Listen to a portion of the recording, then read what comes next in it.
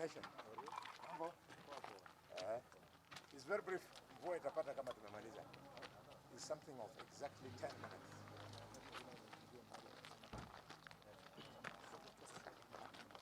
Oh, nali yao. Hawataki kutafuta news. Sifuna niundia. Siwezi shika nota.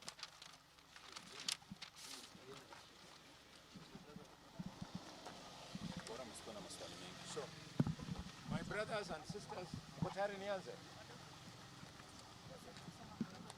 Wiki. Kosa.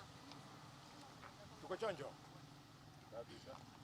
I'm not usually in the habit of reading things when I'm talking to the public, but because this is a very delicate legal issue, I have to be cautious. Niko hapa leo na wenzangu ambao wanawakilisha nyumba zetu zote zilizoko hapa Kakamega, kulingana na tokeo ambayo ilisababishwa na kifo cha mfanyikazi wangu Kizito Moi Amkune. Kilichosababishwa ni kwamba kulitokea tetesi eti mimi nimeua huyo mfanyikazi wangu, na hayo madai ilitolewa na mwanabiashara ambaye anafanya kandarasi na county government ya Kakamega kwa majina Cleophas Shimanyula Toto. I therefore have the following statement to read. This is a media briefing on the death of Kizito Moi Amkune. Kizito Moi Amkune was my bull. Kizito Moi Amkune was my fighter bull caretaker who served me faithfully for around 20 years. On the evening of 27th of January 2024, he was gored to death by fighter bull Inacio. His body was found lifeless in a pool of blood and mud on the morning of 28th of January 2024. The police took over and moved the body to Kakamega County Referral Hospital mortuary after sealing the scene of the incidents. On the 29th January 2024, a post-mortem was done by a team led by the county pathologist, Dr. Dixon Muchana. This autopsy established that Kizito Moi Amkune had lost his life due to excessive bleeding caused by multiple injuries sustained from goring by the horn of a large animal. A contractor of the county government of Kakamega by the name of Cleophas Shimanyula alias Toto disputed these findings by Dr. Dixon Muchana, which was also corroborated by police findings on the scene of the incidents. Cleophas Shimanyula, aka Toto, then went public with scandalous, defamatory, false, baseless, and unfounded claims as follows. 1, that Kizito Moi Amkune was not killed by a bull, but that he was attacked by me, Senator Dr. KHALWALE, and that I stabbed him with a knife, causing his death. Something I did not do.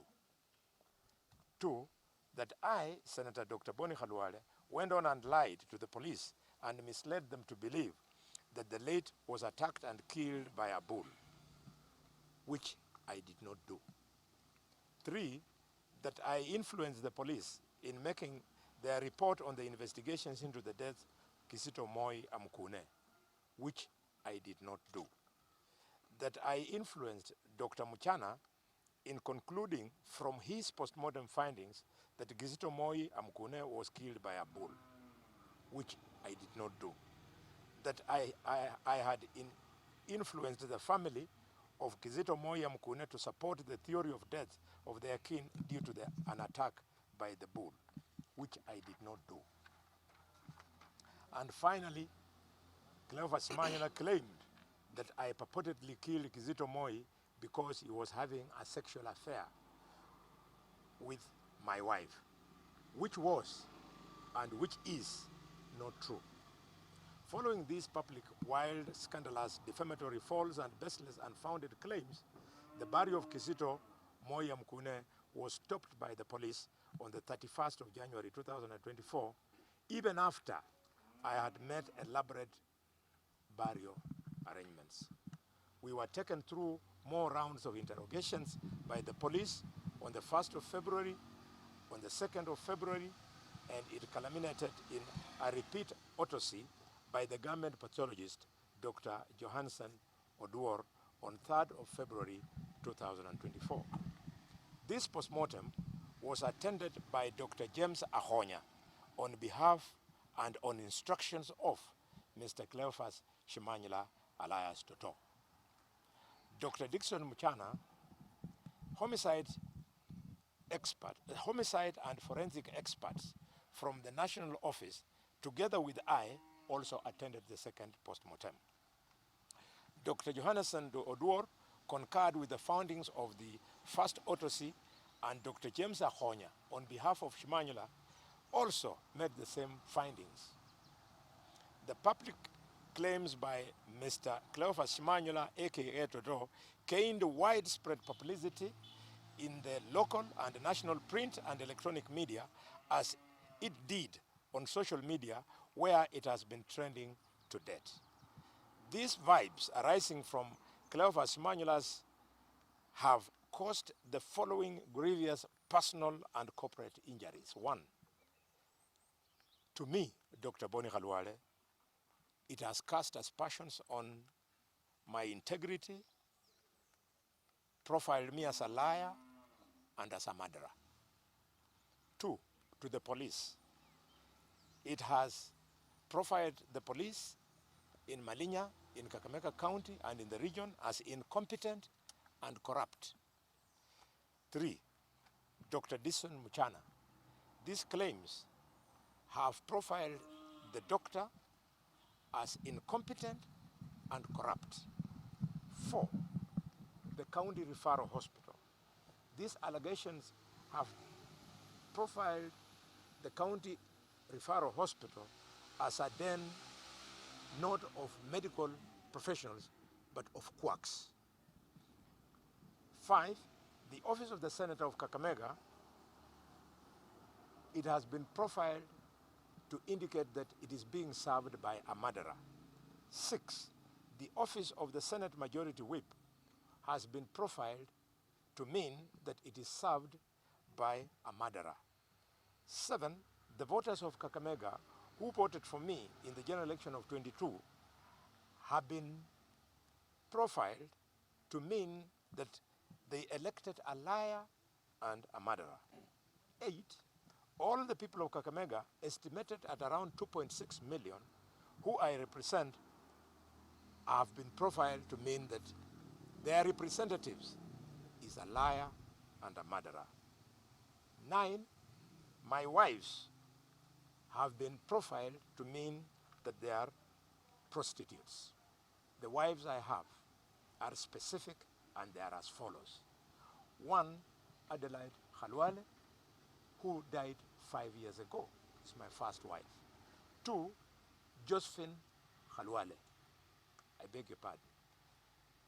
Wife number 1 is Adelaide KHALWALE, who died 5 years ago. She's the mother of my first 3 children. All copyrights of mine, no doubt about their paternity. Josephine KHALWALE, my second wife, she's the mother of 3 of my children. 1 who has completed university, the other 2 still at the university. All copyrights, there's been no complaint about their paternity. 3, Gloria KHALWALE, who is the mother of 8 of my children. These 8, some are at the university, others are in lower levels of education. They are all my copyrights. They have never had their paternity in doubt. And finally, Diana KHALWALE, mother of 3, all of them in lower levels of education. The three children are my copyrights. None of them has been profiled as their paternity being in doubt. Number 10, aggrieved is the family of KHALWALE. They are being profiled as a home of a murderer. And 11, the culture of the Kakamega who practice bullfighting. I am the patron of that community. I am in our local palace referred to as Iriru, Kakamega, an honor that you cannot rise to by claim, that you earn by demonstration over decades how you defend the community and the culture. They have been profiled as having identified a community leader who is a liar and who is a murderer. I wish to report today that I have recorded today a formal complaint with the police at Malinya Police Station and handed over the matter to my lawyers for further action in Nairobi. The further action, for clarity, involves a number of suits. We are proceeding and suing the contractor of Kakamega, Cleophas Shimanyula, aka Malala. Oh, their cousins are here. So, we are suing the contractor of Kakamega, I beg your pardon, Mr. Cleophas Shimanyula Toto. I'm suing. My wives are suing. My children, who are also adults, are suing. The parents of my wives are suing. The police will make up their own minds if they want to sue. I think they are going to. From what I have heard when I was reporting the matter, Dr. Muchana is going to sue if he so chooses. So we would like Cleophas Shimanyula Toto to come and present evidence that we are, all of us, all these people, we are who he claims that we are. I have built a public service image of over 30 years, some of those years as a doctor, and many of the other years as a political leader in this country. I have never been involved in a scandal. I have a spotless career of integrity, and therefore I'm going to pursue the contractor of Kakamega County to its logical conclusions. And I will use all my talents and resources to test the veracity of his statement and make sure that all aggrieved parties are properly compensated for the serious damage. Tomorrow, I will do a press conference in Nairobi that we shall be led through by my team of lawyers who will tell the country how they will proceed thereafter. I would like, for the sake of only 3 people, before you ask any question. The first, you'll be very brief because of the rain. Kwa majina naitwa David Barasa. Niko na ujungu sana kama mmoja wa vijana wa hii Kakamega County, na mama anatoka kwa area yangu. Mama anatoka kwa familia yangu.